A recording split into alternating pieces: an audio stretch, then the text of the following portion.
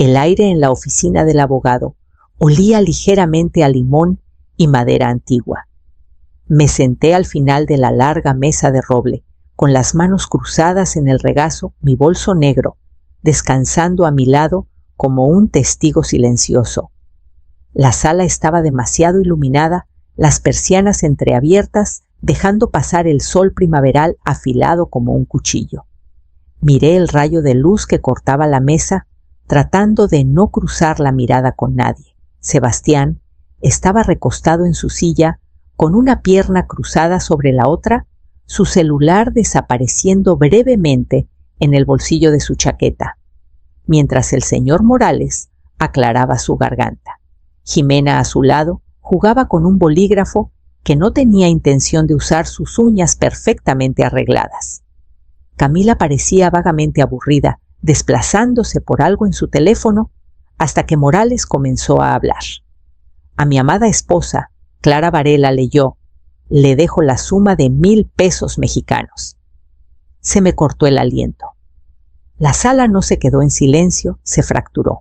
1,000 pesos, bufó Sebastián. Jimena no intentó ocultar su risa. Que para el mandado, tal vez para un corte de pelo en la escuela de belleza. Sentí cómo se me iba el color del rostro. Un calor me subió por el cuello y apreté las manos para que no temblaran. Al otro lado de la mesa, Camila parpadeó exageradamente y esbozó una sonrisa como si fingiera estar confundida, pero disfrutara del drama. No los miré. No podía. Solo veía el texto impreso en la copia del testamento frente a mí. 1,000 pesos. Después de 45 años de matrimonio. Después de sostener la mano de Esteban durante cada fiebre alta y cada crisis nocturna. Después de enterrar mis propios sueños bajo los suyos. Pero el señor Morales no se detuvo. Pasó la página. Ahora dijo con calma respecto al fideicomiso de 1,500 millones de pesos. La sala se tensó. Sebastián se enderezó en su asiento. Jimena dejó de juguetear con su bolígrafo. Camila parpadeó de nuevo, esta vez con genuina confusión. Mi corazón latía con fuerza, pero no me moví, no hablé. Solo esperé porque había visto esa mirada en los ojos de Esteban una vez antes, la noche en que me hizo prometer que confiara más en el silencio que en el ruido. 2 años antes de ese día, en la oficina del abogado, mi vida tenía el brillo de algo pulido con la frecuencia suficiente para pasar por felicidad. Me despertaba cada mañana a las 5, como había hecho durante casi toda mi vida de casada. Mis pies encontraban sus pantuflas antes de que mis ojos se abrieran por completo. Para cuando Esteban entraba a la cocina, el café ya estaba listo, oscuro, fuerte, justo como le gustaba. Se sentaba junto a la ventana y hojeaba el periódico mientras yo ponía un plato de pan tostado con mantequilla a su lado. No hablábamos mucho, pero no hacía falta. Después de 4 décadas juntos, el silencio tenía su propio consuelo. Los domingos me aseguraba de que la casa oliera a ajo asado y pan recién horneado antes del mediodía. Sebastián llegaba con Jimena, siempre impecablemente vestida, su perfume llenando el pasillo antes de que sus tacones tocaran el suelo. Camila llegaba más tarde, casi siempre, con gafas de sol en la cabeza y alguna excusa vaga sobre el tráfico. La mesa estaba puesta, el asado cortado, el vino servido. Nos sentábamos, sonreíamos, conversábamos, todo fluía como reloj. Siempre me agradecían. Jimena incluso se ofreció a lavar los platos una vez y casi creí en su sinceridad, pero bajo todo eso sentía el distanciamiento, esa clase de lejanía que no tiene que ver con kilómetros, sino con cómo te perciben. No me veían realmente, veían la función que cumplía. Sebastián hablaba del negocio como si fuera un reino que heredó por derecho divino. Camila hablaba de su trabajo en beneficencia, pero nunca preguntaba por el mío. Jimena. Bueno, ella tenía esa manera de sonreír con los dientes, pero no con los ojos. Me decía a mí misma que era suficiente.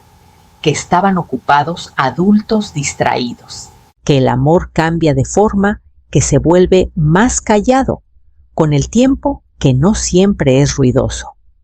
Pero a veces después de lavar los platos, y cuando la casa se quedaba en silencio, me sentaba en la sala y escuchaba el tic-tac del reloj de pie, preguntándome cuánto tiempo llevaba siendo invisible. Fue por esa época que Jimena empezó a llegar más temprano los domingos. Todo empezó como suele pasar, con una sonrisa. «Déjame ayudarte, Clara», dijo Jimena un domingo por la mañana, llegando 2 horas antes de lo habitual y quitándose el abrigo antes de que pudiera responder. Se movió por mi cocina, como si fuera suya, abriendo gabinetes, revisando cajones. «¿Tienes el orégano junto a la canela?». Qué curioso rió, pero era de esas risas que dejan un moretón. Antes de que me diera cuenta, había reorganizado el especiero alfabéticamente, diciendo que era más práctico. Mis cucharas de madera desaparecieron de su lugar habitual. El sartén de hierro fundido de mi abuela fue considerado demasiado pesado para tus muñecas y reemplazado por algo brillante y sin alma. Esteban lo observaba todo desde su silla, tomando café y hojeando el periódico. Su salud empezaba a decaer, no en oleadas dramáticas, sino lentamente, como un grifo que gotea.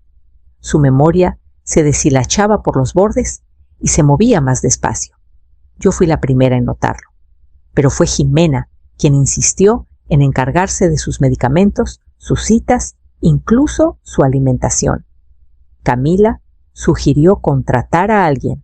«No deberías estar manejando todo esto sola», dijo mirando alrededor, como si la casa que había cuidado toda mi vida de repente le fuera extraña. Sebastián estuvo de acuerdo. «Deja que los jóvenes lo manejen, mamá». Y así, poco a poco, mis rutinas comenzaron a desmoronarse. Jimena tomó el control de la planificación de comidas. Mis listas de compras fueron editadas. Platillos que perfeccioné durante décadas fueron considerados demasiado salados o demasiado pesados. Un día abrí el refrigerador y no reconocí un solo producto en los estantes. Intenté protestar una vez. Esteban solo se encogió de hombros. «Tienen buenas intenciones». Esa frase resonaba en mi cabeza mientras estaba junto a la ventana esa noche, viendo a Jimena plantar lavanda en mi jardín sin preguntar. No recordaba la última vez que alguien me había consultado.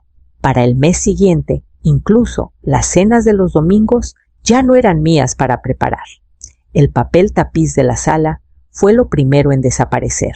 «Demasiado recargado», dijo Jimena, arrancando una esquina como si ofendiera su buen gusto. Poco después, mis cortinas florales fueron reemplazadas por paneles beige rígidos que apagaban la luz en un tono gris y frío. Los sillones a juego, los que Esteban y yo elegimos para nuestro 30º aniversario, desaparecieron una tarde mientras estaba en la farmacia. En su lugar aparecieron 2 sillones minimalistas que parecían muebles de sala de espera. «Este lugar ya se siente más grande», dijo Camila, en una de sus visitas rápidas, tomando algo verde de un frasco de vidrio. Asentí, aunque apenas sentía el suelo bajo mis pies. Una semana después me preguntaron si consideraría mudarme a la habitación de huéspedes. «Está más cerca de la entrada trasera», explicó Jimena con suavidad, como si me ofreciera un ascenso.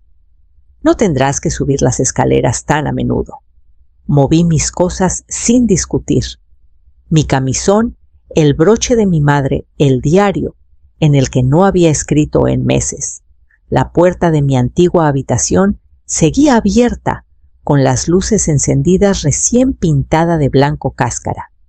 La voz de Jimena resonaba por el pasillo, mientras indicaba a un repartidor dónde colocar la nueva cabecera. En la cena hablaban a mi alrededor, no conmigo. «¿Se le olvidan las cosas?», ahora dijo Camila, pinchando un espárrago. «La semana pasada dejó la puerta principal sin cerrar». «Fui yo», susurré, pero nadie volteó. «Hay que empezar a pensar A futuro, continuó ella. Tal vez un cuidado a largo plazo. No es seguro que esté sola con papá. Miré el asado que no cociné en el plato, que no elegí en la casa que ya no reconocía. Ni siquiera Esteban dijo nada, sus ojos nublados, perdido en la niebla que lo había envuelto los últimos meses. Esa noche, al pasar por el pasillo hacia la habitación más pequeña, escuché la voz de Sebastián detrás de la puerta del estudio. No necesitas saber que refinanciamos la casa, dijo en voz baja. Ya casi no está presente. Me quedé allí un buen rato, con la mano en el pomo, y por primera vez me pregunté si alguien notaría si simplemente me desvanecía. Estaban tan ocupados decidiendo cómo manejarme que nadie notó cuando comencé a salir por las tardes. Decía que iba a caminar, que necesitaba aire. A veces decía que estaba en la farmacia o visitando a una vieja amiga. Nadie preguntaba detalles. Sebastián y Jimena tenían sus reuniones de negocios. Camila casi nunca estaba. Esteban se había acostumbrado a siestas largas en su sillón con el sonido de la televisión diurna como única compañía. La verdad era que manejaba hacia el norte. A 3 horas por la costa escondida tras un telón de pinos y niebla estaba una pequeña casa junto a un lago en Valle Verde. Había pertenecido a mi tía Inés y me la dejó hace años, algo que nadie más en la familia notó. Estaba desgastada, el tejado algo hundido, la plomería apenas funcionando. Pero era mía. Nadie había reordenado sus muebles. Nadie había repintado sus paredes. Durante semanas la restauré poco a poco. Contraté a locales para actualizar la plomería, arreglar el cableado eléctrico, instalar un sistema de calefacción decente. Elegí todo yo misma, cortinas de lino, un sofá color óxido, una tetera que silbaba. Incluso planté hierbas en macetas junto a la ventana. El silencio se sentía como una especie de sanación. Mientras empacaba papeles viejos, una noche encontré el número del señor Guzmán, el asesor financiero de Esteban desde hace años. No había hablado con él desde el funeral. Lo llamé desde la casa del lago. Quiero entender mi posición financiera, le dije sin rodeos. Hay cosas que nunca me dejaron ver. Dudó, luego me invitó a su oficina. Era más viejo de lo que recordaba, con una memoria aguda y ojos cansados. Mientras revisaba los archivos, sus cejas se alzaron lentamente.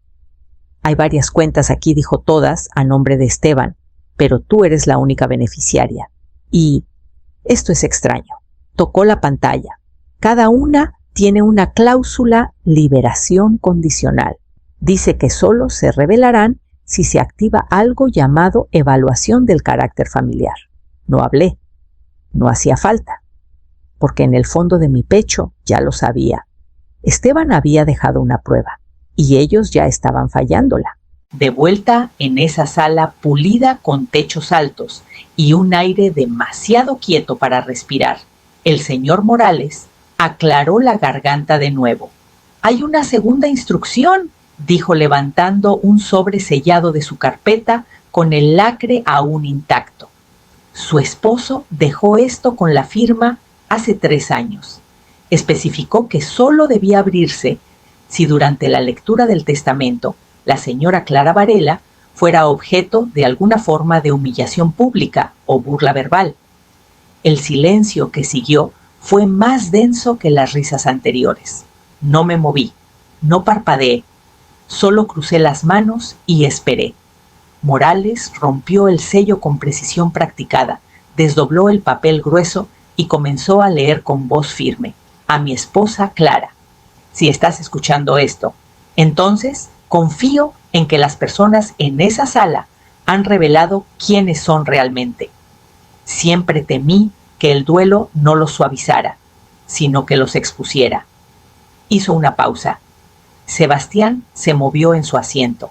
En tal caso, continuó Morales, Clara recibirá la propiedad exclusiva de todas las cuentas offshore, las acciones de la empresa, la propiedad en Valle Verde y la casa en Playa del Carmen. Además, tendrá el control total y autónomo de mi fideicomiso benéfico, que tiene un valor actual aproximado de 1.500 millones de pesos. Jimena inhaló demasiado fuerte y empezó a toser violentamente. Su chicle cayó sobre la mesa. Sebastián miró al frente, su rostro sin color.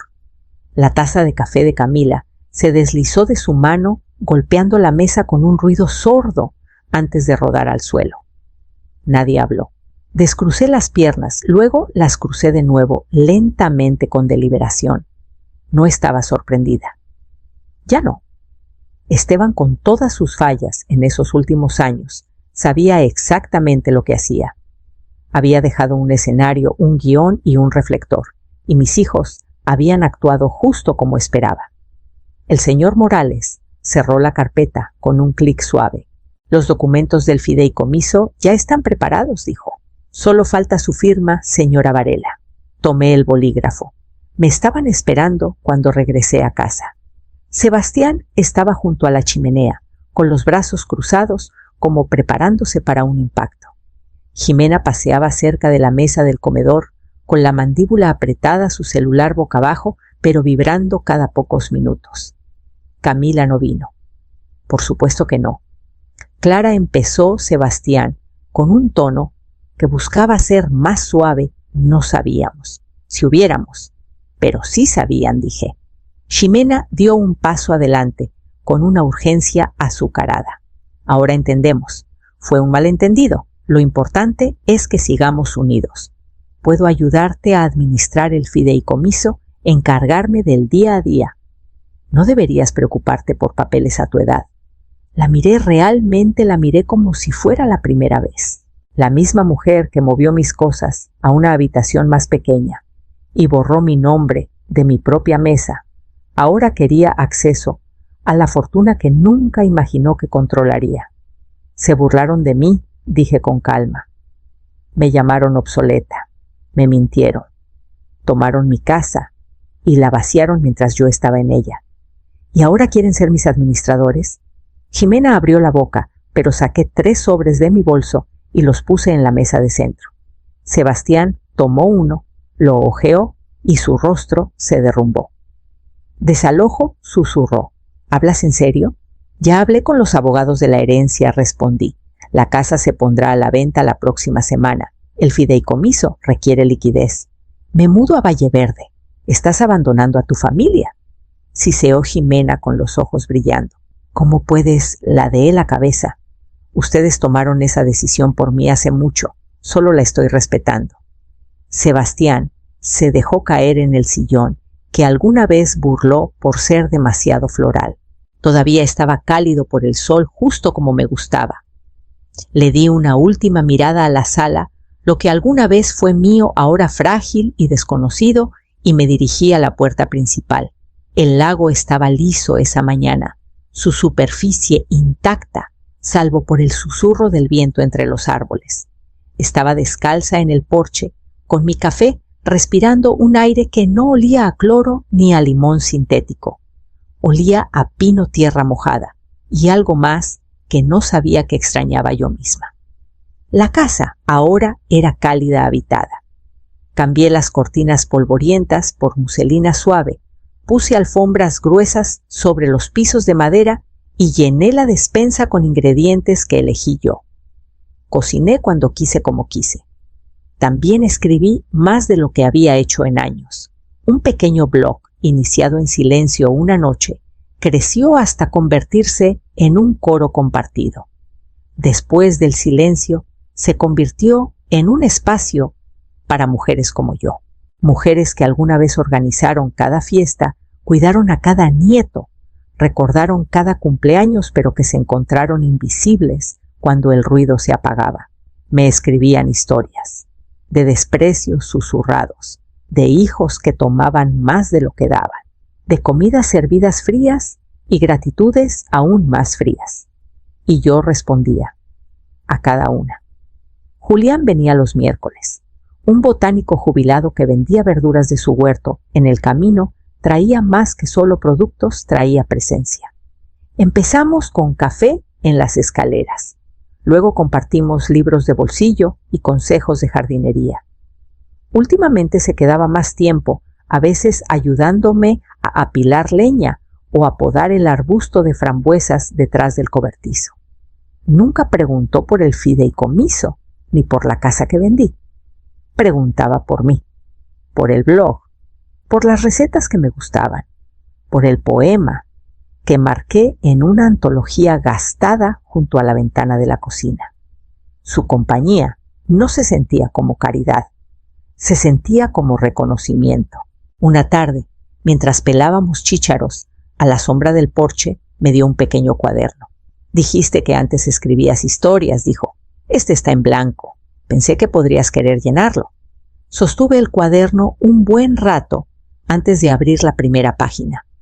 A principios de octubre, los árboles se habían convertido en faroles de combustión lenta dorados y carmesí, enmarcando el lago como un cuadro antiguo que cobraba vida. No había revisado mi teléfono en 2 días. Cuando lo hice, había 10 llamadas perdidas de Camila, 4 mensajes de Sebastián y un correo de voz que empezaba con «Estamos preocupados» y terminaba con «Por favor, regresa la llamada». No lo hice. No estaban preocupados por mí. Estaban preocupados por el control que se les escapaba de las manos. Esa tarde sonó el teléfono fijo. Conocía el número de memoria. Clara dijo, «Morales». «Espero no molestarte. No lo haces», respondí acomodándome en mi silla junto a la ventana. «Hay novedades. Durante la auditoría final de los registros de Esteban, encontramos una segunda bóveda. Física. En las Islas Caimán. Contiene libros de contabilidad escritos a mano, décadas de entradas. Cada transacción relacionada con las cuentas offshore, adquisiciones de propiedades y transferencias de acciones, y una nota final en la letra de Esteban. Esperé. Dice, si Clara está leyendo esto, pasó la última puerta. Ella debe decidir sola si el resto de la familia conoce el alcance total de estos activos. El peso de esas palabras se asentó sobre mí como niebla de invierno. A pesar de su silencio, Esteban había planeado cada paso como un maestro de ajedrez. Y ahora, el último movimiento era mío. «¿Qué quieres hacer?», preguntó Morales con suavidad. Miré el lago. El bote de Julián cortaba el agua cerca de la orilla lejana. Dentro de mí, algo se movió, no rabia, no dolor. Claridad. No lo voy a ocultar, dije. Quiero que sepan lo que perdieron, pero no solo el dinero. ¿Entendido? Quiero que entiendan que me perdieron a mí. Hubo silencio al otro lado. Luego prepararé una declaración, una que deje eso claro. Gracias, señor Morales. Después de la llamada, regresé al porche. Mi té se había enfriado, pero el aire estaba quieto. Un halcón sobrevolaba en círculos amplios y lentos sobre los árboles. Regresé a la ciudad solo una vez. El aire se sentía diferente allí, más pesado, como un lugar que no sabía exhalar. Entré sola a la oficina del abogado, con un blazer azul marino, abotonado, el cabello recogido. El señor Morales me recibió con un leve asentimiento. Sabía por qué estaba allí. No buscaba cerrar un ciclo. Lo estaba entregando. Ya estaban sentados. Sebastián se puso de pie al verme con esa sonrisa corporativa que debía usar en juntas. Clara dijo, «¿Te ves bien?» Como si no hubiera intentado despojarme de mi propia existencia. Camila se secó los ojos con un pañuelo que no necesitaba. «Quería visitarte. El lago debe estar hermoso en esta época». Jimena no habló. Solo miró con los brazos cruzados, la mandíbula tensa, a la defensiva hasta el final. Me senté y puse el sobre de Manila en la mesa. Vine a dejar una cosa clara, empecé. Se rieron cuando pensaron que no valía nada. Me descartaron, me trataron con condescendencia, me borraron. Y cuando se dieron cuenta de que no era lo que asumían, cuando supieron la verdad, suplicaron. Camila abrió la boca, pero levanté una mano. Eso no es amor, no es lealtad, es oportunismo. La sonrisa de Sebastián Titubeó. Los dedos de Jimena se movieron. Vi los engranajes girando cálculos, justificaciones, el instinto de pivotar, pero ya no importaba. Esto no es venganza, dije poniéndome de pie. Es libertad, y es mía. Salí sin decir más. El viento en Valle Verde me recibió como a una vieja amiga. Julián ya estaba esperando en el porche cuando regresé con un pastel de limón, enfriándose a su lado, el té reposando cerca. Lo lograste, dijo. Así es. Esa noche me senté junto a la ventana y abrí mi laptop.